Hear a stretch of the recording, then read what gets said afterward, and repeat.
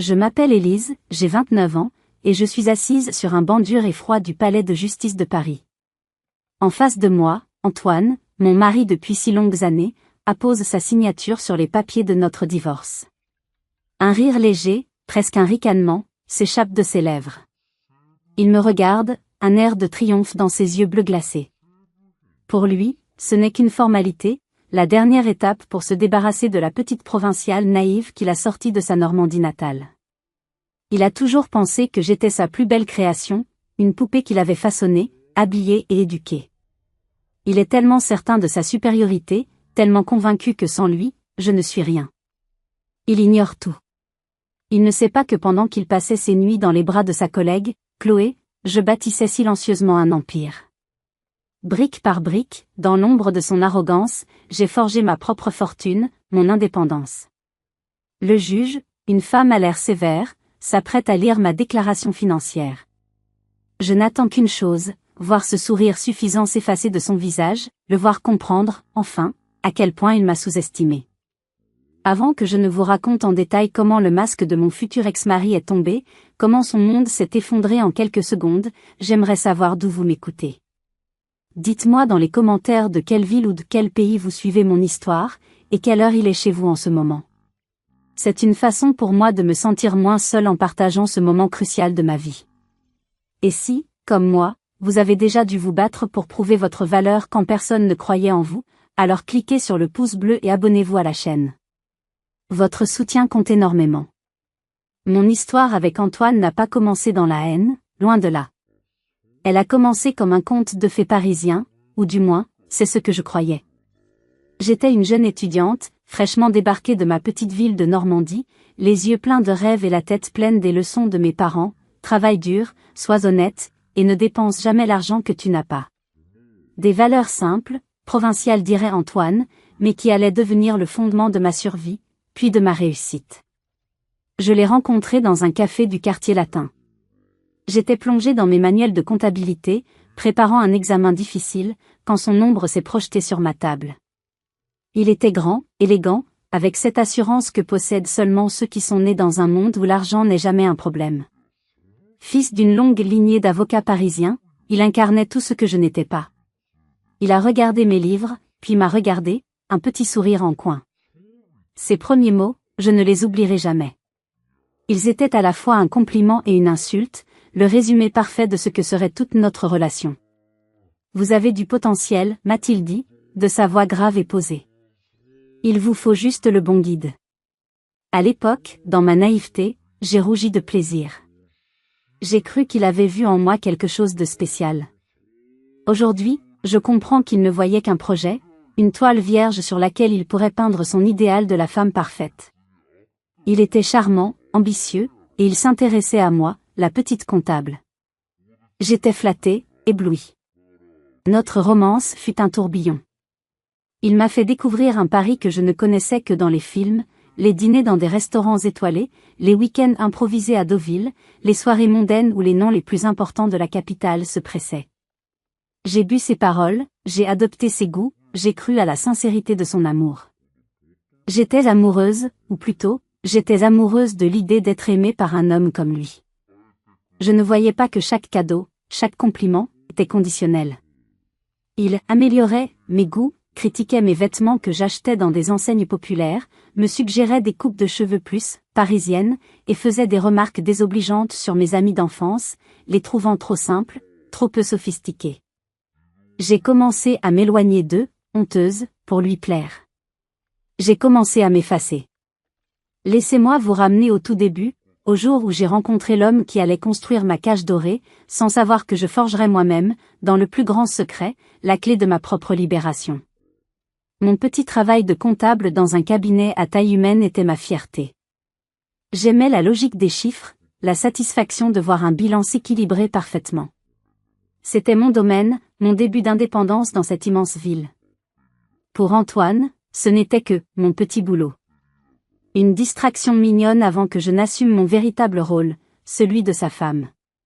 Pourquoi t'épuises-tu pour quelques centimes quand je peux tout te donner, me disait-il souvent, avec une tendresse condescendante. Il ne comprenait pas que ce n'était pas une question d'argent. C'était une question d'identité. Mais j'étais jeune, et son assurance me semblait être une forme de protection. Je me suis laissé convaincre que son chemin était le bon. Après 18 mois de cette romance éclair, il m'a demandé en mariage lors d'un week-end à Deauville. La bague était éblouissante, le champagne millésimé, la scène parfaitement orchestrée. J'ai dit oui, sans hésitation, le cœur battant la chamade, persuadé d'être l'héroïne de mon propre film romantique. Notre mariage fut une cérémonie intime à Giverny, dans les jardins de Monet. C'était mon choix, ma seule petite victoire contre les attentes de sa famille qui désirait une réception grandiose à Paris. Au moins, le lieu est respectable, même si c'est simple, avait commenté sa mère, Geneviève, avec un sourire qui n'atteignait pas ses yeux. C'était le premier vrai aperçu de la façon dont son clan me percevait, une pièce rapportée, tolérée mais jamais vraiment acceptée. J'étais la petite provinciale qui avait eu la chance inouïe de séduire leur héritier. Nous avons emménagé dans un magnifique appartement du 16e arrondissement, propriété de sa famille. Tout y était design, cher, et impersonnel. Froid. J'ai tenté d'ajouter ma touche, des photos de ma famille, des coussins colorés, des plantes vertes pour apporter un peu de vie. Antoine retirait mes ajouts un par un, avec patience, comme on éduque un enfant. Chérie, cela ne correspond pas à l'esthétique minimaliste que nous avons choisie, expliquait-il. Nous, c'était lui. L'esthétique mettait en valeur la richesse, pas notre personnalité de couple. Je n'ai pas protesté. J'ai rangé mes photos et mes coussins, et j'ai appris à aimer le vide et le silence de cet appartement-musée. Les premiers signes de fissures sont apparus rapidement, mais j'ai choisi de les ignorer. Ils remettaient en question chacune de mes décisions, de la marque de café que j'achetais aux livres que je choisissais de lire. Ils critiquaient mes amis les rares fois où j'osais les inviter. Après une soirée, il m'a pris à part, l'air exaspéré. Ta copine Jessica a demandé si notre vin venait de Bordeaux. Comme si nous servions autre chose qu'un grand cru à nos invités. C'est embarrassant, Élise. Tu dois leur apprendre les bases. J'ai cessé d'inviter mes amis. Je me suis retrouvée seule, dans ce grand appartement, entourée de femmes qui me ressemblaient physiquement mais dont la vie était à des années-lumière de la mienne. Les épouses d'autres avocats, de médecins, de financiers, qui passaient leur journée entre le shopping avenue Montaigne, les cours de pilates et l'organisation de galas de charité. Elles étaient polies, mais je sentais leur condescendance. Un soir, lors d'un dîner, j'ai surpris une conversation dans la cuisine. L'une d'elles disait en parlant de moi, c'est l'expérience, classe moyenne d'Antoine. C'est mignon, mais on se demande combien de temps ça va durer. J'ai senti les larmes me monter aux yeux. Quand j'en ai parlé à Antoine plus tard, il n'a pas pris ma défense. Elles ne sont pas méchantes, a-t-il dit. Elles ont juste besoin de voir que tu fais un effort pour t'adapter à notre style de vie. Peut-être que tu devrais prendre des cours de tennis, ou t'inscrire au même cercle qu'elles. Mon identité n'était donc qu'une chose à corriger, à modeler pour qu'elle s'intègre parfaitement dans son monde. J'ai commencé à perdre pied, à oublier qui j'étais, la femme ambitieuse et joyeuse que j'avais été en arrivant à Paris. J'étais devenue une actrice, jouant le rôle de Madame Antoine Dubois, une femme élégante et silencieuse, dont le seul but était de faire honneur à son mari. Les années passaient, mélange confus de luxe et de solitude. Il me couvrait de cadeaux, des sacs de grandes marques, des bijoux, comme pour compenser le vide qui s'installait entre nous. Chaque cadeau était une façon de me dire, sois belle, sois heureuse, et ne te plains pas, regarde tout ce que je t'offre. J'étais tellement aveuglée par les paillettes de Paris que je n'ai pas vu que chaque conseil, chaque suggestion, était en réalité un barreau de plus à la prison dorée qu'il construisait méticuleusement autour de moi. 2 ans après notre mariage, les tensions qui couvaient sous la surface ont commencé à éclater. Le contrôle d'Antoine, autrefois subtil, est devenu oppressant, surtout en ce qui concernait l'argent. Nous avions un compte joint, mais c'était une illusion de partage. Il scrutait chaque dépense que je faisais, même la plus infime. « As-tu vraiment besoin d'un autre livre de comptabilité ?» me demandait-il en examinant le relevé de carte de crédit. C'est 30 € qui auraient pu être investis. Pendant ce temps, il n'hésitait pas à dépenser des milliers d'euros pour une nouvelle montre ou un abonnement à un club de golf exclusif, sans jamais m'en parler. Je me sentais comme une enfant recevant son argent de poche, devant justifier chaque achat, chaque désir. L'isolement, lui aussi, s'est intensifié. Les visites à mes parents en Normandie sont devenues de plus en plus rares. Antoine avait toujours une excuse, un dîner avec un client important, un dossier urgent à boucler, ou simplement, la campagne, c'est charmant, mais un peu trop provincial à mon goût.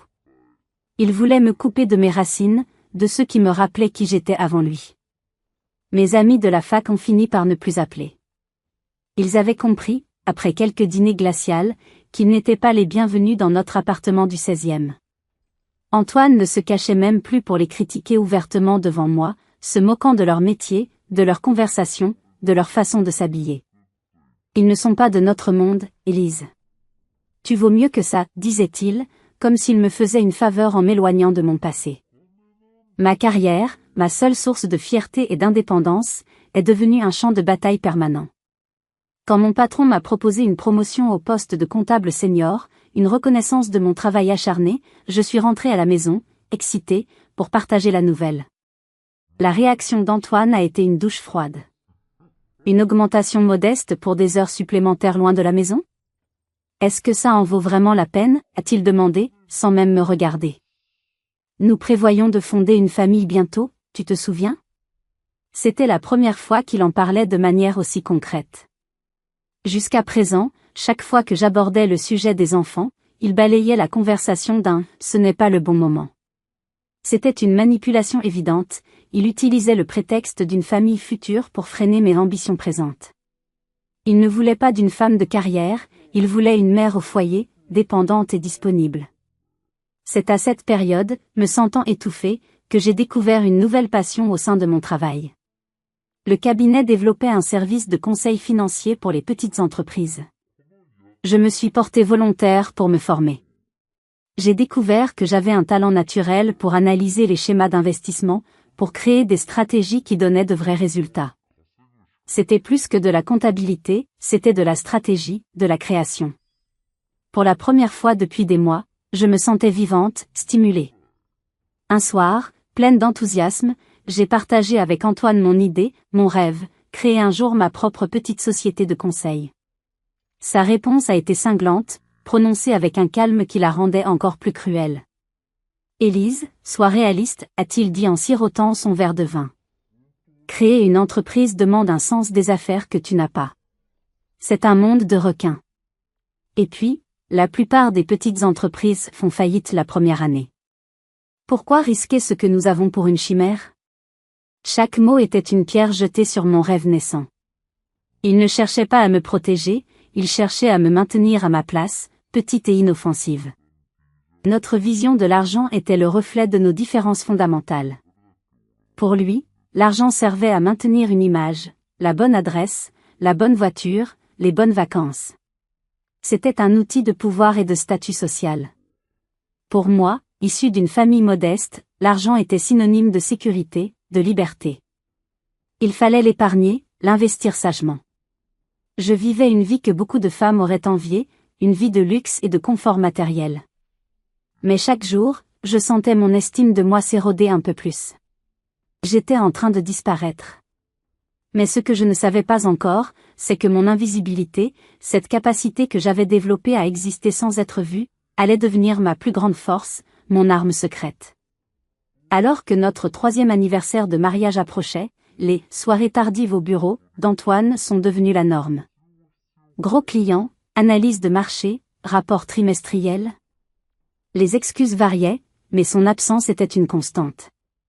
Je dînais seule la plupart des soirs, dans le silence assourdissant de notre grand appartement. Je menais la vie d'une femme célibataire, mais avec la surveillance financière d'une adolescente.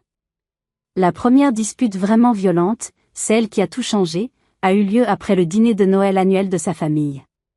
Dans la voiture, sur le chemin du retour, sa mère, Geneviève, nous avait demandé, d'un ton faussement léger, quand nous allions enfin lui donner des petits-enfants. J'avais répondu que j'étais prête dès qu'Antoine le serait, ce qui lui avait valu un regard noir de sa part avant qu'il ne change habilement de sujet. De retour à la maison, l'atmosphère était électrique. Je l'ai confronté. Pourquoi as-tu esquivé la question de ta mère? Tu sais très bien que je veux des enfants. Sa réaction a été glaciale. Les enfants sont une responsabilité et une dépense énorme, a-t-il dit en desserrant sa cravate. Avec les attentes de ma famille, nos enfants devront avoir les meilleures écoles privées, les bonnes relations, un fonds en fiducie. Nous n'en sommes pas encore là financièrement. J'étais abasourdi. Pas encore là? Antoine, tu gagnes une fortune. Ta famille est riche depuis des générations. De quoi parles-tu? Sa réponse a été le coup de grâce. Celui qui a brisé la dernière illusion que je me faisais sur notre couple. Il s'est approché de moi, son visage dur. Mon argent n'est pas le problème. Le problème, c'est que tu ne t'es toujours pas établi correctement. Avec ta petite carrière, quelle serait ta contribution à l'avenir de nos enfants? Sa contribution. Mon apport. Il venait de réduire ma valeur, mon existence, à une simple ligne sur un bilan financier. Et sur ce bilan, j'étais un passif. La douleur de ces mots a été physique. J'ai senti quelque chose se briser en moi cette nuit-là. Son mépris pour ma carrière, pour mon salaire qu'il avait un jour qualifié d'« insignifiant » lors d'une autre dispute, tout cela a cristallisé une certitude en moi. Je ne pouvais plus dépendre de cet homme. J'avais besoin de mon indépendance financière. Pas seulement pour mon amour-propre, mais pour ma survie mentale. Si vous aviez été à ma place, qu'auriez-vous fait? Comment auriez-vous réagi face à un tel mépris, une telle humiliation de la part de la personne qui est censée vous aimer et vous soutenir? Dites-le moi dans les commentaires, j'ai vraiment besoin de savoir si j'étais seule à ressentir cette rage. La semaine suivante, j'ai agi. Discrètement, méthodiquement. J'ai ouvert un compte bancaire dans une autre banque, une banque qu'il ne connaissait pas. J'ai mis en place un petit virement automatique depuis mon salaire. Pas assez pour qu'il le remarque s'il vérifiait nos comptes joints, mais assez pour commencer à construire quelque chose à moi. Une fondation. En parallèle, j'ai commencé mon auto-formation. Chaque soir, après qu'il se soit endormi, je m'enfermais dans le bureau avec mon ordinateur portable. Je lisais des livres sur l'investissement, je suivais des cours en ligne gratuits sur la gestion d'entreprise, je m'abonnais à des newsletters sur l'entrepreneuriat. Tout cela en mode de navigation privée, effaçant méticuleusement chaque trace, chaque miette de pain numérique qu'il aurait pu découvrir. La femme qui avait été séduite par les grands gestes et les dîners coûteux s'éveillait enfin. Je réalisais que je vivais dans une cage, une magnifique cage dorée, mais une cage quand même. Et je commençais, pas à pas, à planifier mon évasion. Chaque euro mis de côté, chaque concept financier que j'apprenais, était un barreau de moins à ma prison. Antoine pensait m'avoir définitivement remise à ma place ce soir-là. En réalité, sans le savoir, il venait de me donner la motivation la plus puissante qui soit pour construire mon propre royaume, brique par brique, dans le plus grand des secrets. Pendant qu'Antoine continuait ses longues soirées au bureau, je posais les fondations de mon indépendance. Avec mes premières économies, j'ai accompli l'acte le plus audacieux de ma vie jusqu'alors, j'ai enregistré une entreprise. En ligne, tard dans la nuit, le cœur battant à tout rompre. Solution financière Élise Dubois. Mon nom. Mon entreprise. C'était la première fois depuis des années que je sentais que quelque chose m'appartenait vraiment. J'ai ensuite créé un site web simple mais professionnel, présentant mes compétences et les services que je pouvais offrir. Le plus grand défi était de trouver le temps et l'espace pour travailler sans qu'Antoine ne se doute de rien. J'ai eu une idée. Nous avions une chambre d'amis, rarement utilisée, qui servait de débarras. Je l'ai transformée en bureau. Quand Antoine a demandé pourquoi, j'ai menti avec un calme qui m'a moi-même surprise. J'ai besoin d'un espace dédié pour suivre une formation continue. C'est nécessaire pour évoluer au cabinet, ai-je expliqué. Il a à peine levé les yeux de son journal. Une ambition mignonne, a-t-il commenté, avec son habituelle condescendance. Sa seule préoccupation était que cela ne nuise pas à notre vie sociale. Tant que ça n'interfère pas avec nos obligations, a-t-il conclu. Son mépris était ma meilleure couverture. Il ne me prenait tellement pas au sérieux qu'il était incapable d'imaginer que je puisse construire quoi que ce soit de concret. Mon premier client est arrivé par un coup de chance, ou peut-être était-ce le destin. J'étais dans mon café de quartier, dans le Marais, un endroit où je me sentais encore un peu moi-même. J'ai entendu la propriétaire, Sophie, une jeune femme dynamique et passionnée, se plaindre à son associé. Elle tenait une magnifique petite boulangerie-pâtisserie qui marchait très bien, mais elle avait des problèmes de trésorerie. Je ne peux pas me permettre de payer 10 000 € pour un plan financier, mais je perds de l'argent quelque part et je n'arrive pas à savoir où, disait-elle, désespérée. J'ai senti une montée d'adrénaline. C'était ma chance. J'ai pris une grande inspiration et je me suis approchée de sa table. Je me suis présentée, j'ai expliqué ma formation de comptable et ma spécialisation en conseil pour les petites entreprises. Je lui ai offert mes services pour une fraction du prix, en toute honnêteté. Je suis en train de construire mon portfolio, votre confiance serait ma meilleure publicité. Sophie m'a regardé, a hésité une seconde, puis a souri. D'accord. On essaie. Travailler avec Sophie a été une révélation. J'ai plongé dans ses comptes, j'ai analysé ses flux de trésorerie, j'ai restructuré ses conditions de paiement avec ses fournisseurs et j'ai créé une stratégie d'investissement pour ses bénéfices. Les résultats ont dépassé toutes nos attentes. En un trimestre, ses profits ont augmenté de 40%. Elle était tellement ravie qu'elle a parlé de moi à tous les autres commerçants de son réseau. Les clients ont commencé à affluer. Sophie n'a pas seulement été ma première réussite, elle est devenue ma première véritable amie à Paris. Elle était authentique, travailleuse, et elle appréciait mes compétences d'une manière dont mon mari n'avait jamais été capable. Tu as un don, Élise, m'a-t-elle dit un jour autour d'un café. Tu comprends l'argent d'une façon qui aide les vrais gens à construire de vraies choses. Ne laisse personne te dire le contraire. Ces mots ont été un baume sur les blessures que les remarques d'Antoine infligeaient à mon estime de moi chaque jour. Je travaillais sans relâche. Les soirs où Antoine était en déplacement professionnel, je travaillais jusqu'au bout de la nuit. Je prenais mes appels clients dans notre grand dressing, utilisant des couvertures pour étouffer le son de ma voix. Chaque nouveau contrat était à la fois exaltant et terrifiant. Exaltant, car mon entreprise grandissait. Terrifiant, car la découverte de ma double vie signifierait une confrontation que je n'étais pas encore prête à affronter. Chaque nouveau client était une victoire, mais aussi un risque de plus en plus grand. Je menais une double vie, et la tension de me faire découvrir était constante, un nœud permanent dans mon estomac. Mais ce qui allait suivre, la rencontre qui allait tout changer, dépassait tout ce que j'aurais pu imaginer. La courbe d'apprentissage était abrupte. J'ai fait des erreurs, bien sûr. Au début, je facturais trop peu pour des projets complexes, j'ai parfois sous-estimé les délais. Mais j'apprenais vite. Chaque client m'enseignait quelque chose de nouveau sur la gestion d'une entreprise, sur l'importance de fixer des limites, et surtout, sur la valeur de ma propre expertise. J'utilisais mes bénéfices pour investir dans des logiciels professionnels et des certifications, dissimulant soigneusement les dépenses parmi les frais du ménage ou en payant en espèces. Ma clientèle a grandi de manière exponentielle en l'espace d'un an, uniquement grâce au bouche à oreille. Au lieu de dépenser les profits, je réinvestissais la quasi-totalité dans l'entreprise et je commençais à mettre de côté une partie pour des investissements stratégiques. Antoine, lui, restait aveugle. Il remarquait ma confiance grandissante, mais il l'attribuait à ma réussite, à m'adapter enfin à son style de vie, pas à mon épanouissement professionnel. Un tournant majeur s'est produit lorsque j'ai travaillé avec la fondatrice d'une start-up technologique. La restructuration financière que j'ai conçue pour elle l'a aidée à obtenir un tour de financement majeur. Son succès a été relaté dans un magazine économique parisien. J'ai dû refuser d'être mentionné nommément, prétextant la confidentialité, mais cette réussite m'a donné accès à des clients d'un tout autre calibre. C'est par l'intermédiaire de Sophie que j'ai rencontré Isabelle. Isabelle était une figure de la French Tech, une entrepreneuse en série qui avait vendu sa précédente entreprise pour une somme à 8 chiffres et qui lançait une nouvelle start-up de FinTech depuis Lyon. Elle m'a d'abord engagée pour un petit projet, mais elle est rapidement devenue bien plus qu'une cliente.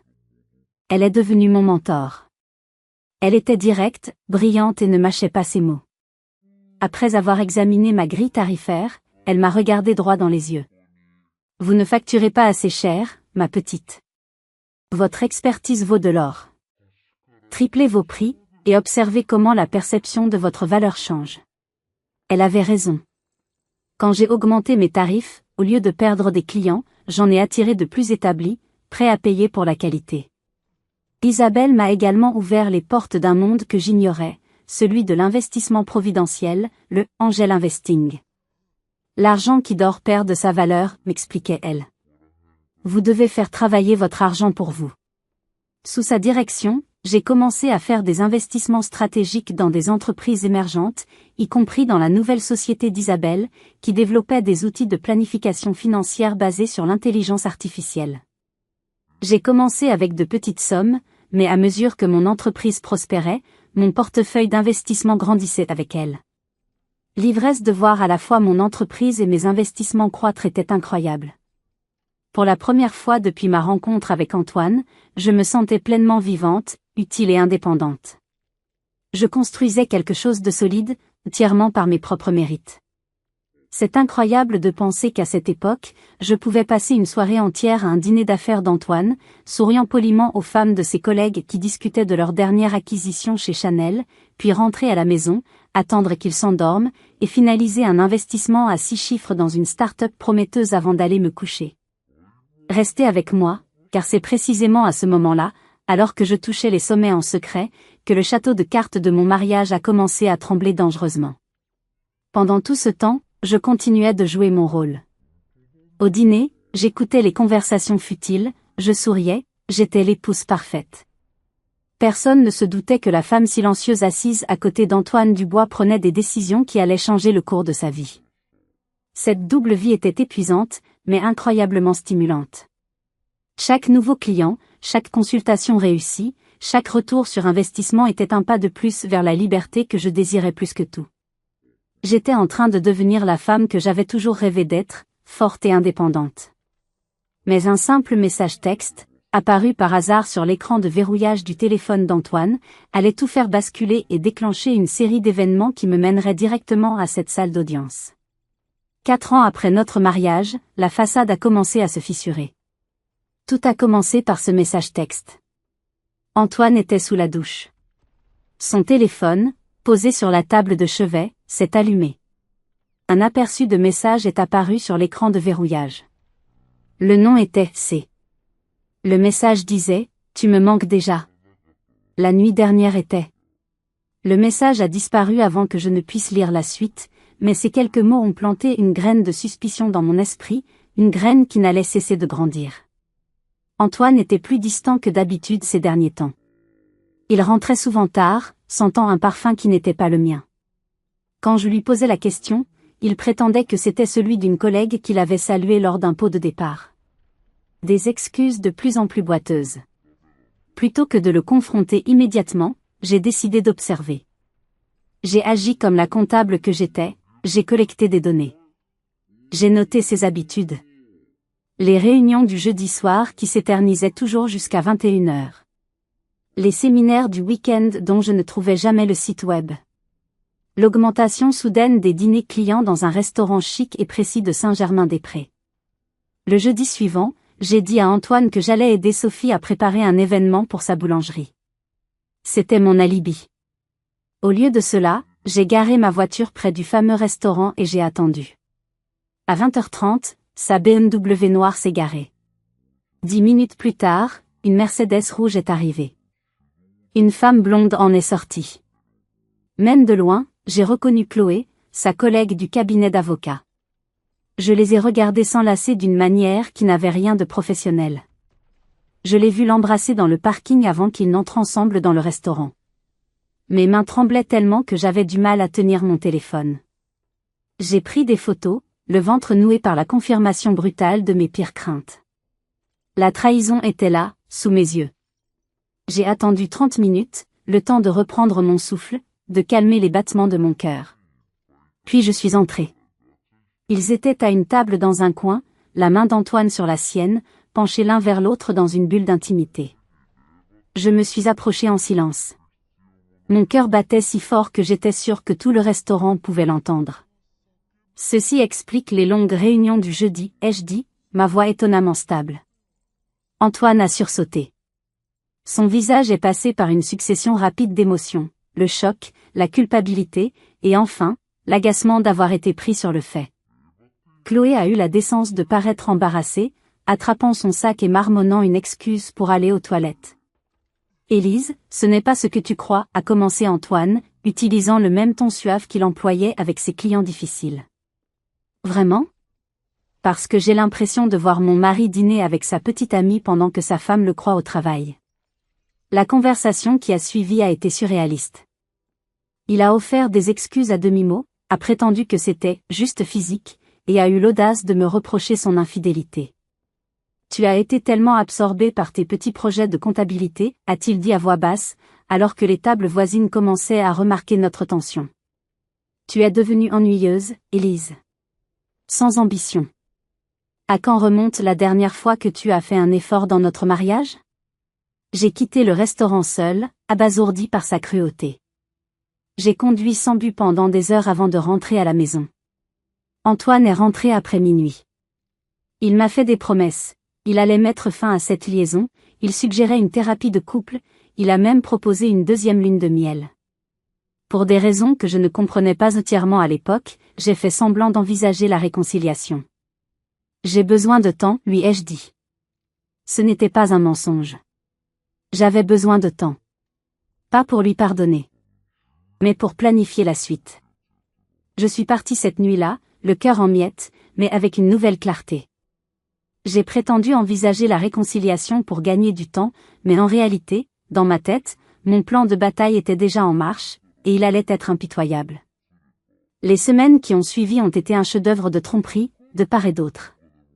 Antoine est devenu temporairement attentif, m'apportant des fleurs, suggérant des soirées en amoureux, jouant le rôle du mari repentant. Pendant ce temps, je prenais des rendez-vous avec des avocats spécialisés en divorce, sous le prétexte de rencontrer de nouveaux clients pour mon petit boulot.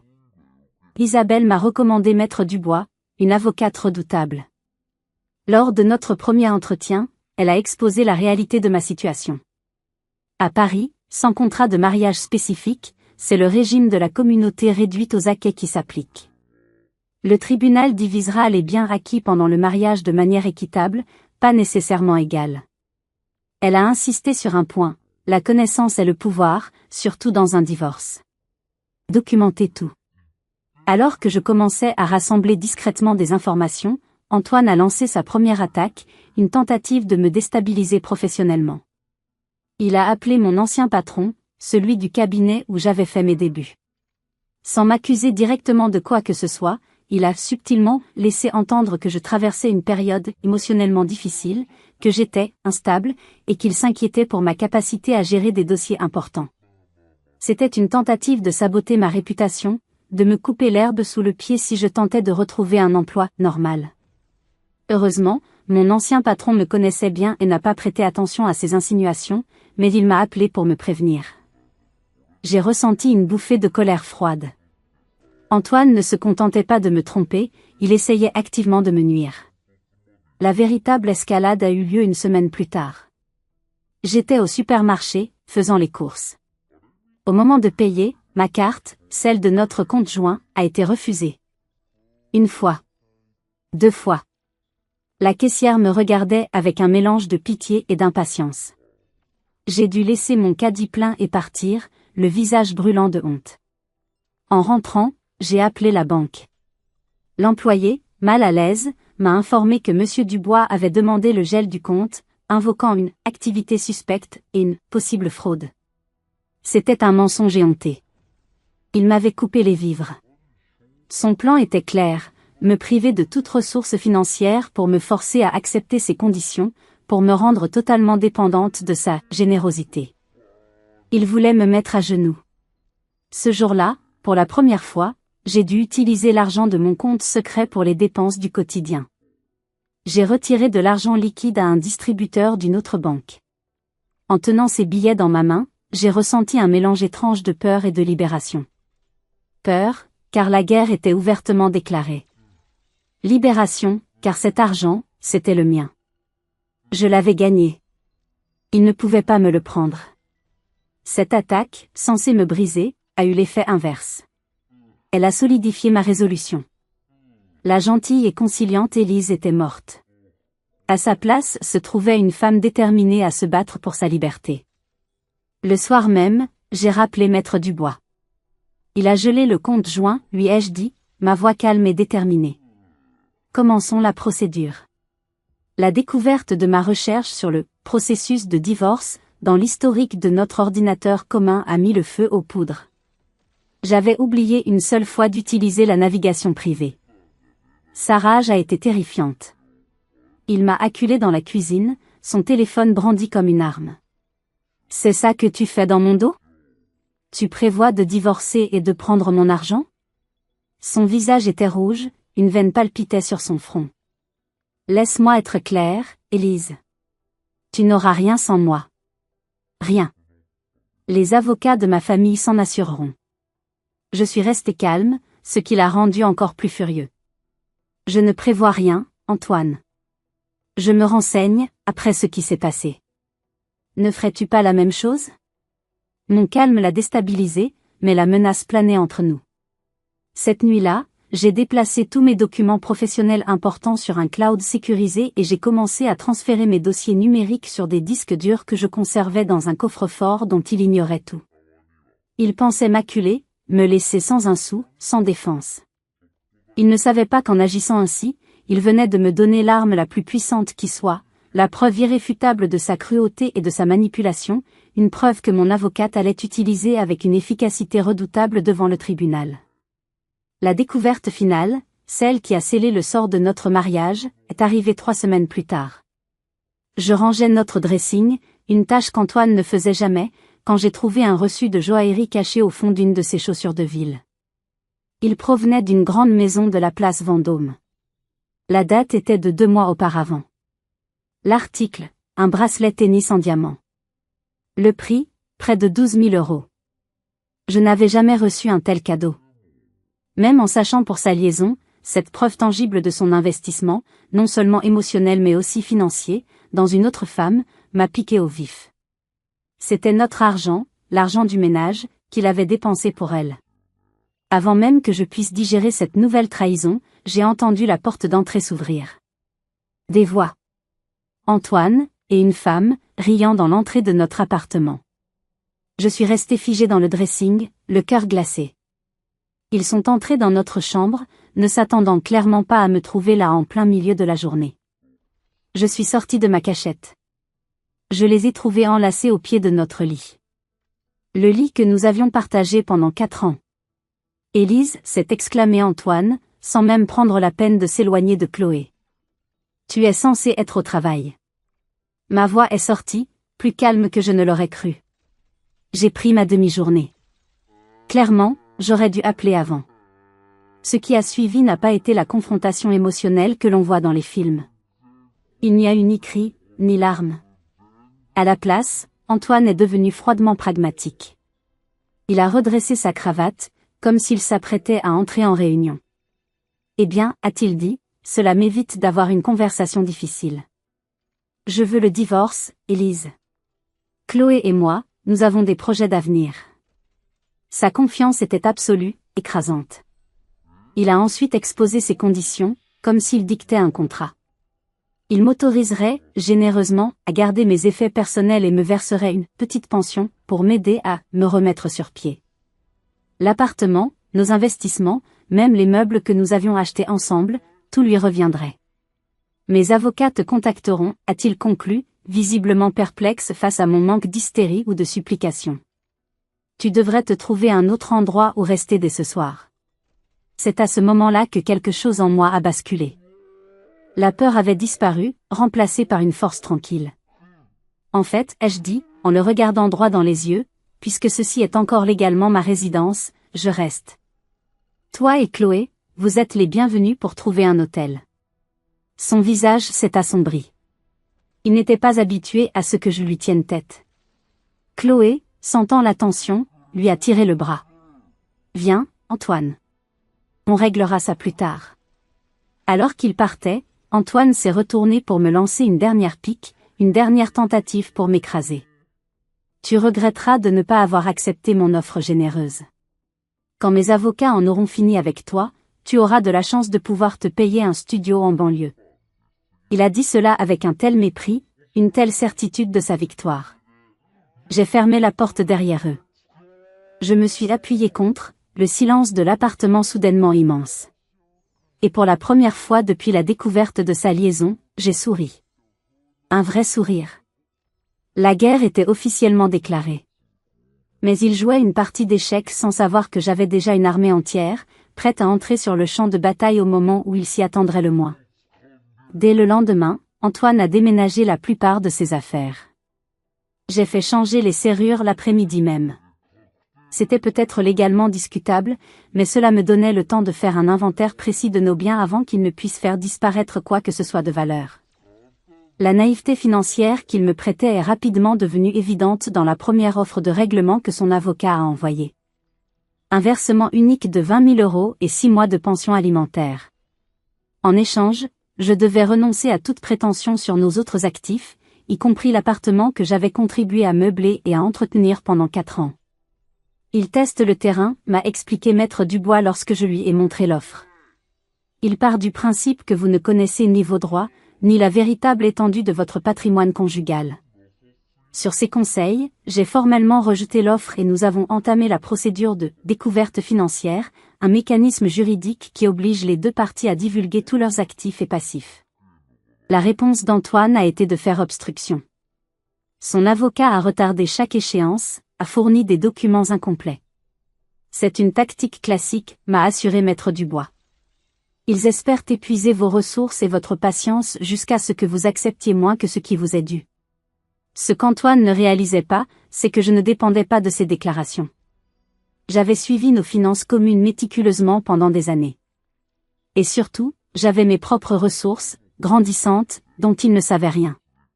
Après mûre réflexion, nous avons pris une décision stratégique. Je ne divulguerai pas l'ampleur de mon entreprise et de mes investissements dans les premières phases de la négociation. Le droit français considère généralement qu'une entreprise créée pendant le mariage est un bien commun, mais Maître Dubois avait identifié une exception potentielle. Le fait qu'Antoine ait activement découragé mon entreprise et n'ait fourni aucun soutien, ni financier ni moral, pourrait jouer en ma faveur. Nous divulguerons tout au bon moment, m'a-t-elle assuré. Pour l'instant, laissons-le croire à sa propre fiction, celle de la femme dépendante et sans défense. Pendant que la procédure judiciaire avançait à pas de tortue, Antoine a lancé une offensive sociale. Les amis communs ont commencé à éviter mes appels. Les invitations se sont taries. J'ai appris plus tard qu'il répandait une version des faits où j'étais l'infidèle, où j'étais mentalement instable, et où il divorçait malgré tous ses efforts pour sauver notre mariage. Dans les cercles où le nom de sa famille avait du poids, sa version était acceptée sans discussion. La douleur de cet exil social a été vive.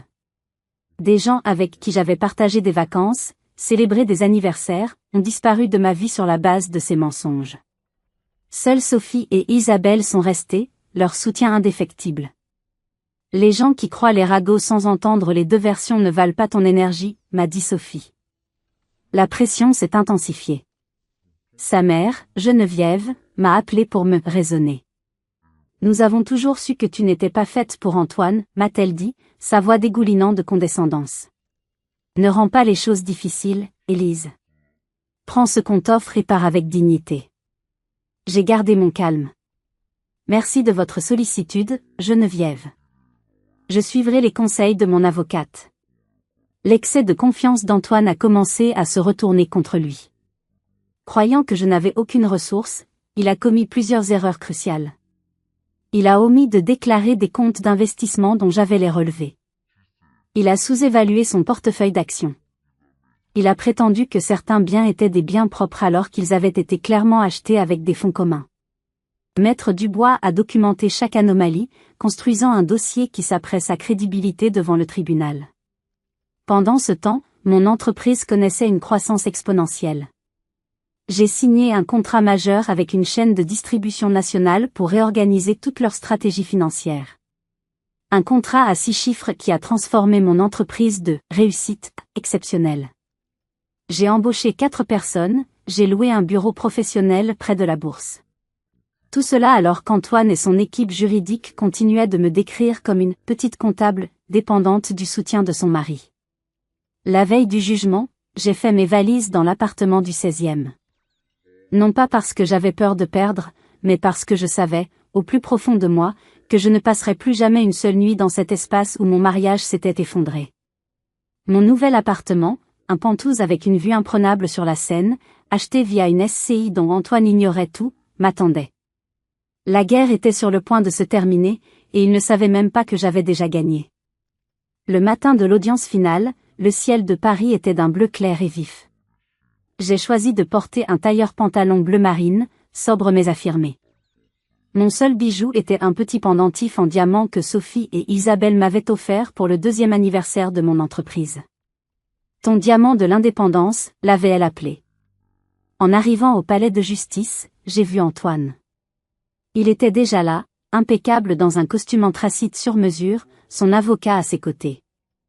Il m'a vu et a souri, un sourire narquois, avant de murmurer quelque chose à son avocat qui les a fait rire tous les deux.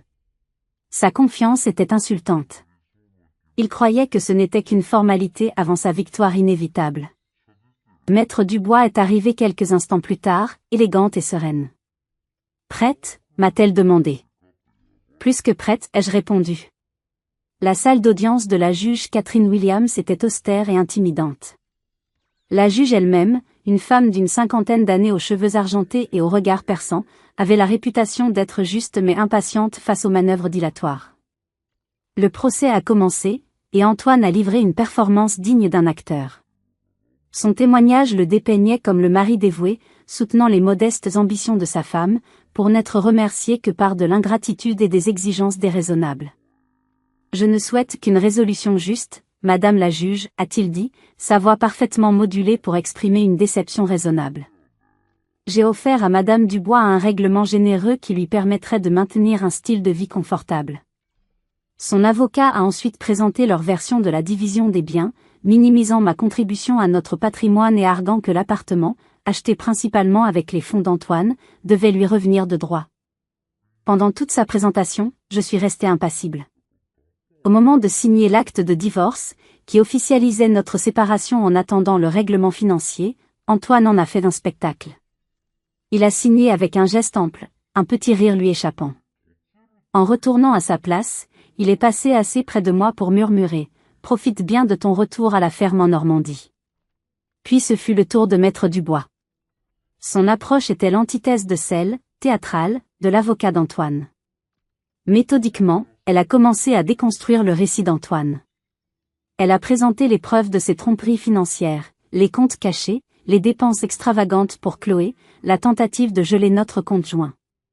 Votre honneur, a-t-elle déclaré, Monsieur Dubois n'a pas été transparent sur l'étendue réelle du patrimoine conjugal, comme l'exige la loi. Elle a soumis les relevés des comptes qu'Antoine avait oublié de déclarer. Le visage d'Antoine a commencé à se crisper. Son sourire a disparu, remplacé par des regards nerveux vers son avocat. L'atmosphère dans la salle s'est tendue. La juge Williams regardait Antoine avec une sévérité croissante. De plus, votre honneur, a continué Maître Dubois, nous demandons que le tribunal prenne en considération les biens propres de Madame Dubois, établis pendant le mariage, mais sans aucune contribution ou soutien de la part de Monsieur Dubois. C'était le moment que nous attendions. La juge a levé les yeux de ses notes. Veuillez développer, maître. Madame Dubois a créé une société de conseil financier pendant le mariage. Non seulement Monsieur Dubois n'a fourni aucun soutien à cette entreprise, mais il l'a activement découragée et a rabaissé les ambitions professionnelles de son épouse, comme le prouvent ses communications. Maître Dubois a présenté des copies de mails et de SMS où Antoine qualifiait mon entreprise de hobby et décourageait mes objectifs. La juge a examiné les documents, puis s'est adressée à moi pour la première fois. Madame Dubois, le tribunal exige une divulgation financière complète des deux parties. Avez-vous soumis des informations complètes sur cette entreprise? Pas encore, votre honneur, ai-je répondu, comme nous l'avions prévu. Ma déclaration financière complète est prête à être soumise aujourd'hui. Maître Dubois a tendu une grande enveloppe scellée au greffier. Le document que nous avions gardé secret jusqu'à cet instant précis. La juge a ouvert l'enveloppe. Un silence de mort est tombé sur la salle d'audience. Elle a lu, ses sourcils se haussant légèrement. C'était le seul signe de surprise de sa part. Après ce qui m'a semblé une éternité, elle a relevé la tête. Pour mémoire, je vais lire le résumé des actifs de Madame Dubois. Mon cœur battait à tout rompre. Solutions financières Élise Dubois, société de conseil. Valorisation actuelle basée sur les revenus, les contrats et la propriété intellectuelle, 2 500 000 euros. La tête d'Antoine s'est redressée d'un coup. Son expression était un mélange comique d'incrédulité et de choc. Portefeuille d'investissement, comprenant des actions technologiques, des parts dans des start-ups et de l'immobilier, 2 100 000 euros. Antoine s'est agrippé à la table, ses jointures devenant blanches. Propriétés immobilières, un appartement à Paris et un à Lyon, valeur totale, 1 800 000 euros. À ce stade, Antoine semblait physiquement malade. Son visage était vidé de toute couleur. Total des actifs déclarés par Madame Dubois, 6 400 000 euros, a conclu la juge. Le silence était total. Antoine me fixait, comme s'il voyait une étrangère.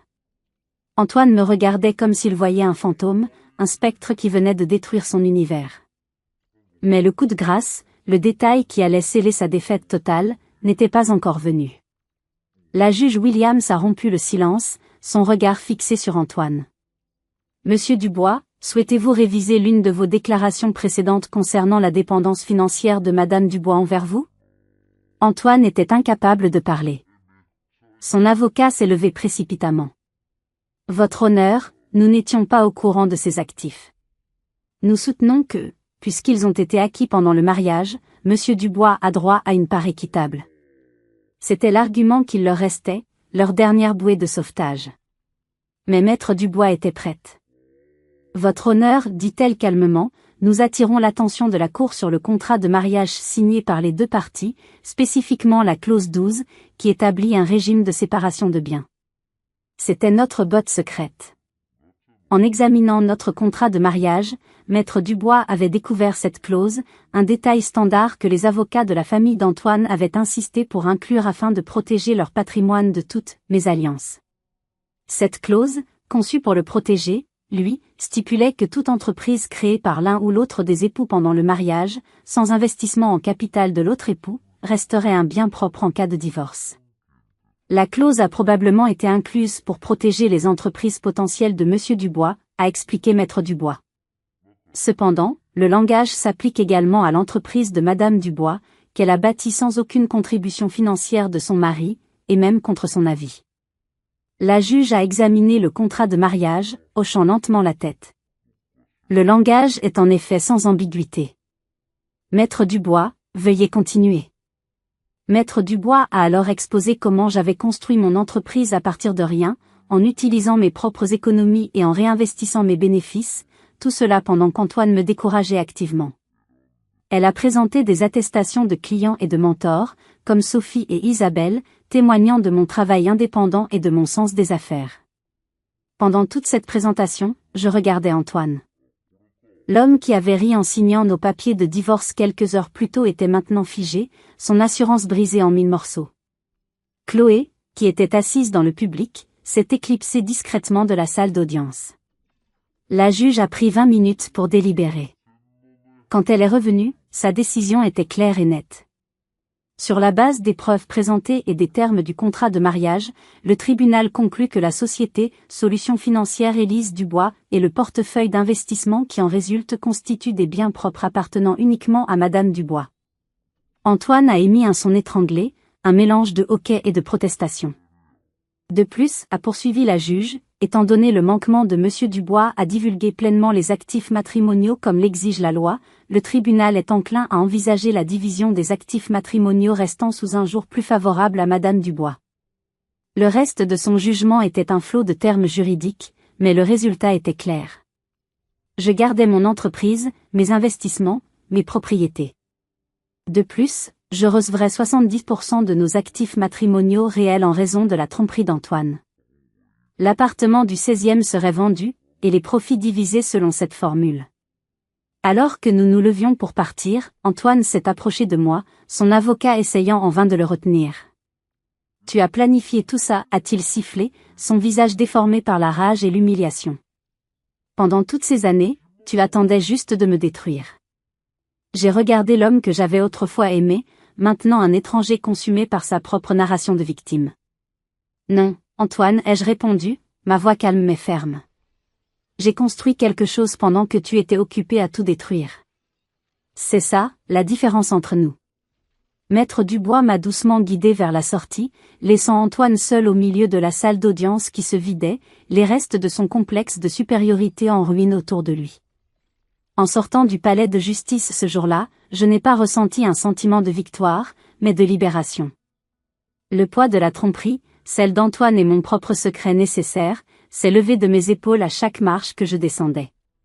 Aujourd'hui, mon entreprise s'est développée à l'international.